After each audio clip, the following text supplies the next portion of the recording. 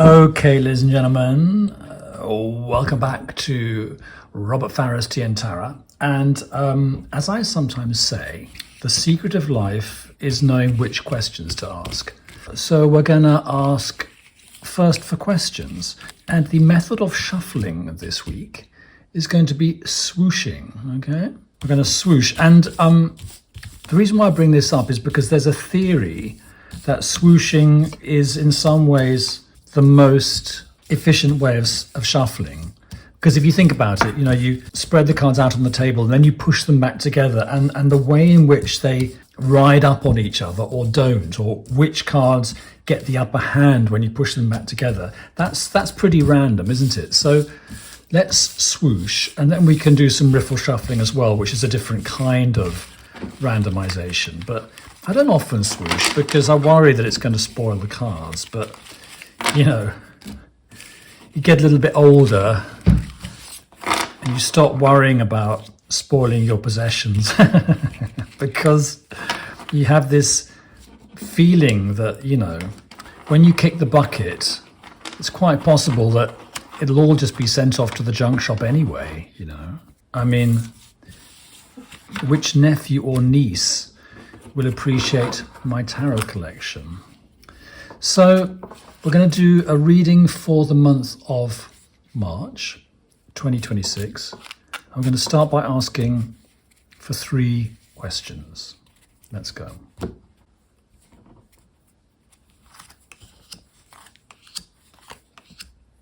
And we want them upright because they're just questions, okay?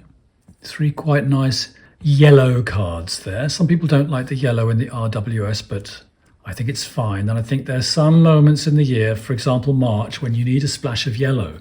You get yellow flowers in spring. It's to reassure us that there is hope. So, justice.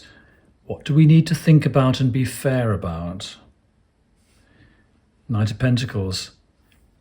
In which way can we be reliable and of use to others? And the Empress. Where is growth?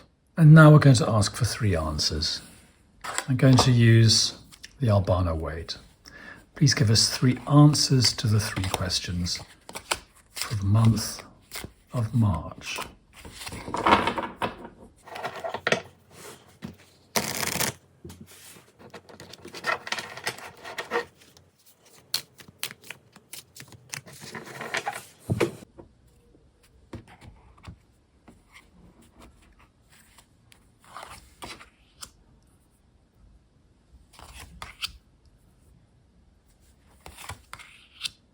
Thought so.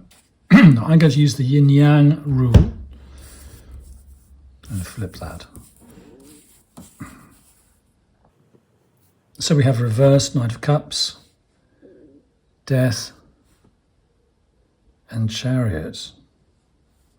What I'm getting is an atmosphere which is, I think, a little difficult to talk about, but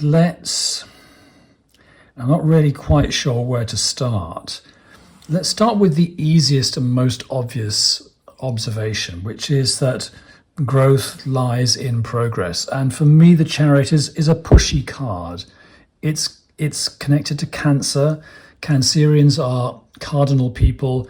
They never really, on some levels, they never really stop. They're always living, and I think they're quite good at pushing ahead. They can be tough, and they're quite good at having armor and an outer shell, which enables them to function in the world. So I think Chariot is an outward going sign. It's a sign engaging with life, engaging with the world, getting out of the house, getting out of the flat. And so I think growth lies in pushing ahead in the month of March. It's spring, and you can see there's a little bit more yellow coming into the picture here. And we need that. We need the energy, we need the assertion, we need the pushiness. Now, it's interesting that when I asked for the 3 questions, I forgot to specify that we would only be going for major arcanas. And I just popped down 3 cards, and we got a court card. And we can use these for questions as well. Where do we need to be reliable? Where do we need to think about other people's needs? Knight of Pentacles. And we need to think of other people's needs, and we need to be reliable to those near to us, whether emotionally or spatially, because death, it's a time of change and transformation. And it's not a particularly mellow time, is it, to be frank? It's not a particularly carefree time. So, I think it's fair to say that many of us, if not all of us, are under a certain amount of stress at the moment because the times they are changing. I suppose that everything's transforming, and maybe we are all transforming. I mean, I don't like to make sweeping pronouncements. I'm not an astrologer, and, I'm not a guru, but let's just say on some level, it is said, isn't it, that we're all going through a transformation. And within that, bear in mind that people around us are stressed, to use a neutral word. I mean, people might be upset, people might be fearful, people's lives might be sort of not working as well as they once were, as relationships shift, as the nuts and bolts of life shift, people might find, they're just like in need of help. So this is where we're being asked to help and be present for people. Okay, and moving on to the third question and answer. This is even more delicate in a way, which is Knight of Cups. Well, Knight of Cups, I think at absolute face value, is rather charming and rather gentle, and does come with a gift. I mean, gift in German has a different meaning from gift in English. So the Knight of Cups, at a very deep level, can sometimes turn out to be tricky. But I'd like to just talk about the strongest, most surface level of Knight of Cups, that he arrives with an offer, with a gift. So that again sounds to me like someone who is supportive and someone who is there and making his presence felt, or their presence felt. And we've got that reversed. And this is over justice. And we said, what do we need to think about and weigh up very carefully before proceeding with? And I think what I want to say is that if one is tempted to stop being charming, see what I mean? Charming, letting go of being charming. If one's tempted to stop being charming and nice and supportive and turning up with gifts and offers of help, it's a softness, isn't it, in the Knight of Cups? It's a gentleness.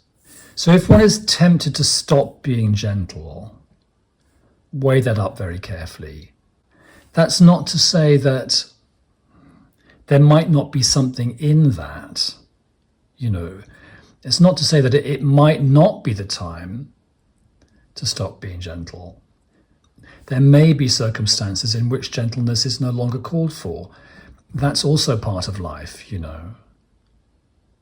But do weigh it up. I suppose, if I can just allow these images to come into my head, if one's tempted to pick up the phone and shriek at someone, or say, how dare you, or this is unacceptable, or to go to war, I don't know. I don't live in a single occupancy small house with a neighbor with whom I might be tempted to go to war with, but that's the image I'm getting, sort of war over the hedge between two neighboring houses. If one's tempted to go to war, then weigh it up very, very carefully and sensitively. Okay. Now, what I'm going to do, weirdly, I've got the Kings and Queens of England deck for our comment card. This is a strange deck to use, isn't it? But you know, there it is. You can do divination with absolutely everything. These are weird cards because they've got info on the back and pictures on the front, so they don't really have proper backs. But we can use them as divination cards if we want to. So please give us a comment on that reading, a rounding off sort of after dinner card. Kings and Queens of England, please, one of you show up and with your presence suggest something divinatory for us, please. Okay, who have we got there? Henry VI. Oh, my partner's reading Henry VI at the moment. Henry VI became king before his first birthday. The devout and humane Henry opposed the continuing war over France, disastrously pursued by the Earl of Suffolk. After the last battle of the 100 Years' War was lost by Talbot, only Calais remained in English hands. Okay, so Henry VI didn't have a great time. He was declared to be insane, and it looks like he was murdered in the Tower. But he was opposed to war. And so it seems to me that our Henry VI is perhaps suggesting that we just say no to that possibility of going to war with our neighbour, and take a deep breath and maybe ask our neighbour what he or she needs, and whether we can do some babysitting or deliver Meals on Wheels. Who knows? Who knows? I'm talking metaphorically, but there is a seriousness underneath it, isn't there? Have a lovely March. You've been watching Robert Farrar's Tea and Tara, and I will be back next week with more of this stuff. Bye for now. The flowers that bloom in the spring, tra-la, breathe promise of merry sunshine. As we merrily dance and we sing, tra-la, we welcome the hope that they bring, tra-la, of a summer of roses and wine, of a summer of roses and wine. And that's what we mean when we say that a thing is welcome as flowers that bloom in the spring. Tra-la-la-la-la-la, tra-la-la-la-la-la. The flowers that bloom in spring.